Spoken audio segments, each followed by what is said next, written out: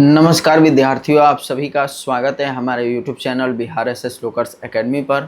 आज हम लोग मनोविज्ञान में बात करने वाले हैं 7वां अध्याय में सामाजिक प्रभाव तथा समूह प्रक्रम जो हमारा पाठ है। इसमें हम लोगों ने पहले भाग में यानी पहले क्लास में हम लोगों ने पढ़ा था कि समूह का परिभाषा, समूह कैसे बनते हैं, उन सभी चीज़ों को हम लोगों ने पढ़ा था। दूसरे क्लास में हम लोगों ने पढ़ा समूह निर्माण के सहायक कारक कौन कौन से थे, और हम लोगों ने दूसरे क्लास में ही देखा था कि नेक्स्ट क्लास में हम लोग पढ़ेंगे समूह निर्माण की अवस्था के बारे में। तो आज के इस क्लास में हम लोग जो है बात करने वाले हैं समूह निर्माण की अवस्था को ही, कि हम लोग देखेंगे कि समूह निर्माण की अवस्थाएं कौन कौन सी होती हैं और इनका उपयोग जो हम लोग करके क्या करते हैं, समूह का निर्माण करते हैं।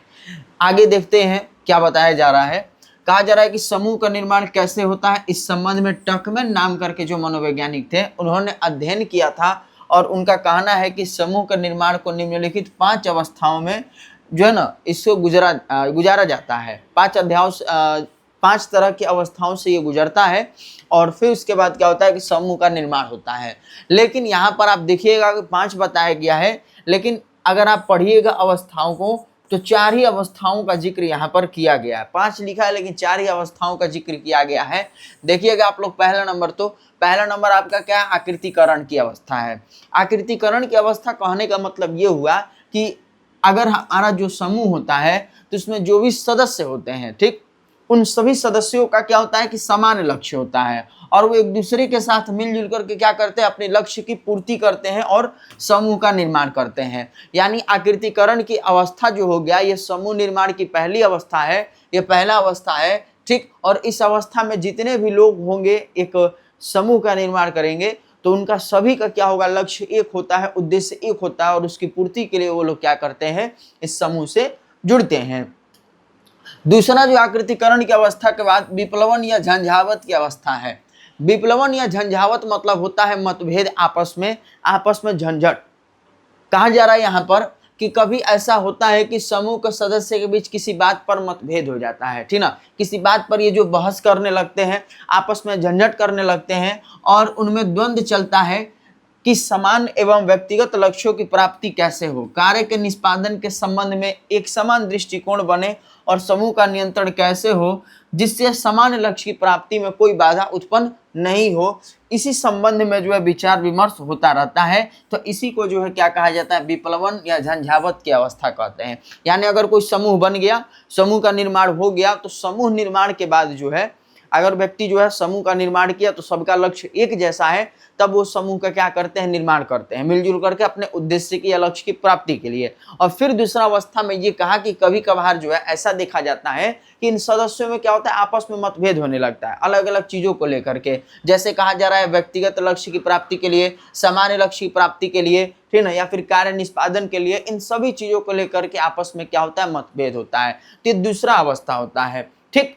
इसके बाद तीसरा अवस्था आपका है प्रतिमान या मानक निर्माण की अवस्था। प्रतिमान या मानक निर्माण की अवस्था में क्या बताया गया है, समझिएगा। कहा जा रहा है कि विप्लवन अवस्था के बाद प्रतिमान या मानक निर्माण की अवस्था आती है, जिसमें कहा जा रहा है कि इस अवस्था में समूह उपयुक्त या मानक प्रतिमानों का निर्माण करता है जिनको मान करके सदस्य समूह के लक्ष्य की प्राप्ति करने हेतु अपना अपना कार्य करता है। मतलब ये कहा गया तीसरा अवस्था में, प्रतिमान या मानक निर्माण की अवस्था में, कि इसमें जो भी सदस्य होते हैं जिस अवस्था मतलब कि समूह में, और इस अवस्था का वो लोग उपयोग करते हैं प्रतिमान या मानक का निर्माण करने के लिए, ठीक। और इसका निर्माण करने के बाद जो है जो समूह का सदस्य होता है, इसका निर्माण करने के बाद जो क्या करते हैं, इसको मान करके अपने लक्ष्य की प्राप्ति के लिए कार्य करते हैं।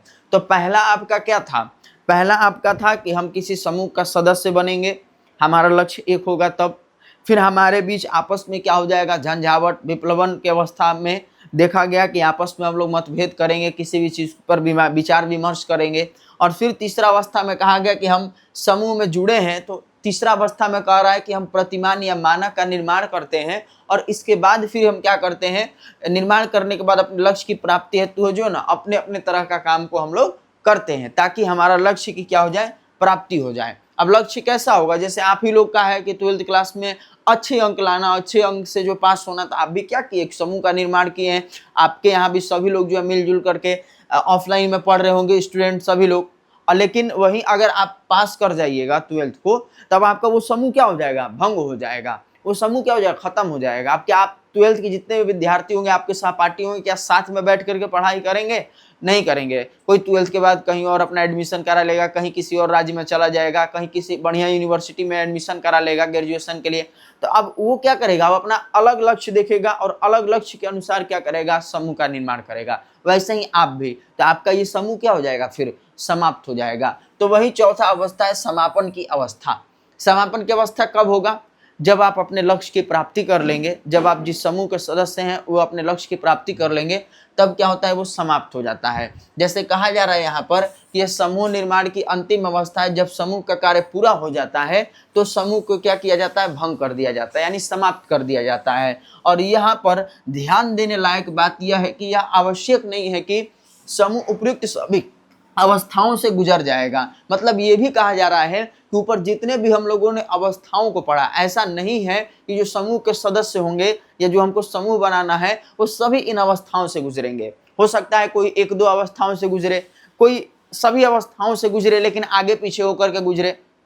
किसी में मतलब कि आकृतिकरण की अवस्था आए, किसी में विप्लवन झंझावट की अवस्था बाद में आए, किसी में मान लीजिए कि पहले अवस्था आ जाए प्रतिमान या मानक की अवस्था आ जाए। तो ये चीज जो है आगे पीछे क्रम जो है हो सकता है, लेकिन कोई जो है 1-2 अवस्थाओं से ही गुजर सकता है, ये चीज कहा गया। लेकिन गुजरना सभी को है। और इसमें कहा जा रहा है कि और एक या एक से अधिक अवस्था से गुजर करके समूह अपने लक्ष्य की प्राप्ति कर सकते हैं। और ये सभी तब निर्भर करेगा जब समूह संरचना का स्वरूप जो है कैसा होगा। समूह संरचना का स्वरूप पर जो ये निर्भर करता है कि व्यक्ति जो या तो किसी एक अवस्था से, 2 अवस्था से या 3 अवस्था से गुजर रहा है या सभी से गुजर रहा है, आगे पीछे होकर के गुजर रहा है, तो इसके समूह के स्वरूप पर निर्भर करता है। तो यही हमारे समूह की अवस्थाएं थी।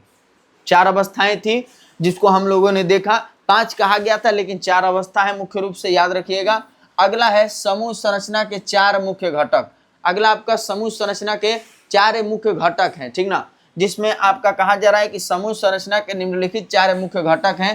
पहला भूमिका हो गया, दूसरा मानक हो गया, तीसरा मानक या प्रतिमान दूसरा में ही हो गया, तीसरा प्रतिष्ठा हो गया और चौथा आपका क्या हो गया, संसक्ता हो गया। अब ध्यान से समझिएगा, मानक जो है या सॉरी भूमिका जो है, भूमिका यानी कि रोल हो गया एक तरीके से, कि आपका समूह में क्या रोल होता है। आप कभी किसी के भैया होंगे, किसी के चाचा हो जाएंगे, किसी के मतलब कि मान लीजिए आगे जाकर के आप दादा बन जाएंगे, किसी के पापा बन जाएंगे।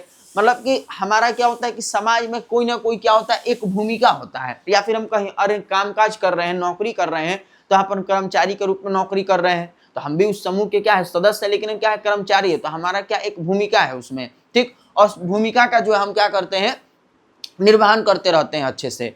तो यही चीज यहाँ पर जो है बताया गया है। पहला नंबर भूमिका यानी रोल में बताया गया है कि प्रत्येक व्यक्ति को समाज में कई भूमिका अदा करनी पड़ती है। जैसे जो है कहा जा रहा है कि वह किसी का पुत्र होता है, आप भी किसी के पुत्र होंगे। फिर कहा जा रहा है कि किसी के शिष्य होते हैं, वो किसी का पति होता है, किसी का जो है दामाद होते हैं। फिर कहा जा रहा है किसी का भाई, किसी का पिता। ये उदाहरण दिया गया एक तरीके से कि जो व्यक्ति है उसका किसी भी समूह से जुड़ा हुआ है तो उसका क्या रोल है। तो हमारा परिवार एक क्या है, समूह है। परिवार, हम जो परिवार के एक सदस्य है, तो परिवार भी हमारा क्या है, एक समूह हो गया। उसमें भी हमारा एक भूमिका है। तो वो भूमिका को हम लोग क्या करते हैं, उस भूमिका को मान करके और अपने कार्य का क्या करते हैं, पूरा करते हैं बिना वाद विवाद के। अब ऐसा नहीं है कि हम आपस में झंझट करने लगते हैं कि नहीं हमको ऐसा भूमिका मतलब कि न दीजिए, ऐसा तो हम नहीं कहते हैं। हमारे पास जैसा भी भूमिका मिलता है हम उसको क्या करते हैं, बिना विवाद के निभाते रहते हैं। तो यही समूह संरचना का एक क्या है, घटक है, भूमिका आपका।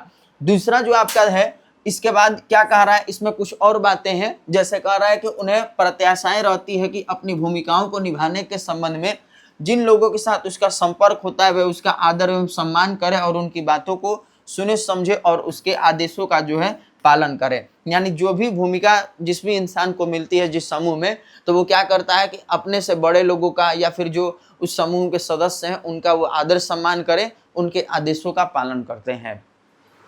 दूसरा जो आपका अवस्था है वो मानक या प्रतिमान की अवस्था है, जिसको हम लोग यहाँ पर क्या कहेंगे, ध्यान से समझिएगा कि प्रत्येक समूह का एक अपना जो है मानक या प्रतिमान होता है, जिसे जिसे इसके सदस्य मानते हैं और उनके अनुसार कार्य करके लक्ष्य की प्राप्ति के लिए चेष्टा करते हैं। प्रतिमान या मानक जो है उसका मार्गदर्शन करता है। प्रतिमान या मानक एक तरीके से सिंबल हो गया, ठीक ना। तो इसमें ये बताया जा रहा है कि अगर हम किसी समूह का सदस्य हैं और हमारी भूमिका उस समूह में है तो हम क्या करेंगे कि इस मानक और प्रतीकों के आधार पर जो हम अपने क्या करते हैं, कार्य को पूरा करते हैं और अपने जो है जो प्रतीक या मानक हो गए उनका हम क्या करते हैं, मार्गदर्शन करते हैं। नेक्स्ट जो तीसरा पॉइंट है ये समझने लायक है, आपका प्रतिष्ठा हो गया। प्रतिष्ठा यानी कि जो हमारा भूमिका है किसी समूह में तो उसमें हमारा एक अलग से रुतबा होगा, एक रोल होगा। जैसे उदाहरण के तौर पे यहाँ पर बताया गया फुटबॉल टीम का कप्तान। तो फुटबॉल में जो 11 खिलाड़ी होते हैं, 11 प्लेयर होते हैं, लेकिन उसमें एक जो है, एक आपका क्या होता है, कप्तान होता है जो मेन होता है, ठीक, जो सभी का जो है देख रेख करेगा, संरक्षक करेगा, सभी को सलाह देगा, बताएगा कि कैसे जो है गेम को खेलना है, क्या करना है। इसके अलावा अगर ये कभी जो है उपस्थित ना रहे, इसको चोट लग जाए या कुछ भी हो जाए तो एक उप कप्तान भी बनाया जाता है। तो इनकी क्या हो गई, इनकी जो है खिलाड़ियों के बीच में एक अलग ही प्रतिष्ठा है, एक अलग ही रुतबा है। तो वही चीज यहाँ पर कह रहे हैं प्रतिष्ठा में कि समूह के प्रत्येक सदस्य की अपनी क्या होती है, प्रतिष्ठा होती है, जो समूह में उनका स्थान क्या है इस पर निर्भर करता है। अगर मान लीजिए कि आप उस समूह के अगर बड़े भाई हैं तो आपकी भी एक प्रतिष्ठा है कि आपसे छोटे लोग क्या करेंगे, आपका आदर सम्मान करेंगे। अगर आपके जो बड़े लोग हैं आप उनका आदर सम्मान करेंगे, तो मतलब ये क्या है, चलते रहेगा। तो समूह का अगर आप सदस्य हैं तो आपका जो स्थान क्या होता है उस समूह में, उस पर जो ये हमारा प्रतिष्ठा क्या करता है, निर्भर करता है। जैसे कह रहा है कि अगर आप फुटबॉल टीम के खिलाड़ी हैं और उसमें आप कैप्टन है, कप्तान है, या फिर आप उप कप्तान हैं और शेष खिलाड़ी जो है आपके मतलब और शेष खिलाड़ी रहते हैं, तो लेकिन इन सभी का टीम में एक अपनी प्रतिष्ठा जो होती है, किसी की प्रतिष्ठा उच्च होती है तो किसी की उससे कम, या इस बात पर निर्भर करता है कि उस समूह में उनका स्थान क्या है। यानी कहने का मतलब यही हुआ कि सबकी अपनी अपनी प्रतिष्ठा होती है, लेकिन किसी का ऊंचा होता है, किसी का मतलब कि निम्न प्रतिष्ठा होता है, लेकिन सभी का होता है और उसके आधार पर लोग क्या करते हैं, सम्मान देते हैं। तो यही हमारा प्रतिष्ठा होता है। इसी के बाद संसक्ता के बारे में बताया गया। संसक्ता जो है एक दूसरे के साथ मिलजुल कर करके जुड़े रहना, मिलजुल करके रहने के बारे में यहाँ पर बताया गया। जैसे कहा जा रहा है कि समूह के सदस्यों के बीच हम की भावना जो है वो होती है, जो उनको एक दूसरे को क्या करती है, जोड़ करके रखती है। उनमें एकता की भावना एवं परस्पर आकर्षण की भावना बनी रहती है और इसके कारण समूह में संसक्ता बढ़ती है और कुछ समूह ज़्यादा संसक्त जो है या कुछ जो है कम होते हैं। संसक्ता मतलब याद रखना, एक दूसरे के साथ मिलजुल करके रहना, एक दूसरे के साथ जुड़ करके रहना। तो अगर जिनमें ज़्यादा होगी संसक्ता की भावना, वो एक दूसरे के साथ जुड़ करके रहेंगे, और नहीं होगा तो उनमें जुड़ाव नहीं होगा। यही चीज़ आगे यहाँ पर बताया गया है कि समूह में जितने अधिक संसक्ता होगी उतनी ज़्यादा संभावना होगी कि इसके सदस्य जो है मिलजुल करके रहेंगे, और जिन समूह में जो है संसक्ता की भावना कम होगी तो उतना ज़्यादा संभव होगा कि वो जो एकजुट होकर के या जुड़ करके नहीं रह पाएंगे ज़्यादा मात्रा में। और फिर अंत में यह भी कहा गया है, कहा जा रहा है कि संसक्ता व्यक्ति एवं समूह दोनों के लिए क्या होता है, लाभप्रद होता है। यानी व्यक्ति के लिए भी होगा और जो समूह में रहने वाले लोग हैं सभी लोगों के लिए वो लाभप्रद होता है। तो यही हमारा समूह निर्माण की अवस्थाएं थी और साथ ही जो उसके घटक थे, तो हमने आप लोगों को बता दिया। बाकी आप बताइएगा कि आज का ये सेशन आप लोग को कैसा लगा, और इस क्लास के साथ जुड़ने के लिए आप लोग का तहे दिल से धन्यवाद। मिलते हैं हम लोग अगले क्लास में इसी चैप्टर के अलग टॉपिक के साथ। तब तक के लिए आप लोग स्वस्थ रहिए, मस्त रहिए और अपनी तैयारी अच्छे से करते रहिए। धन्यवाद।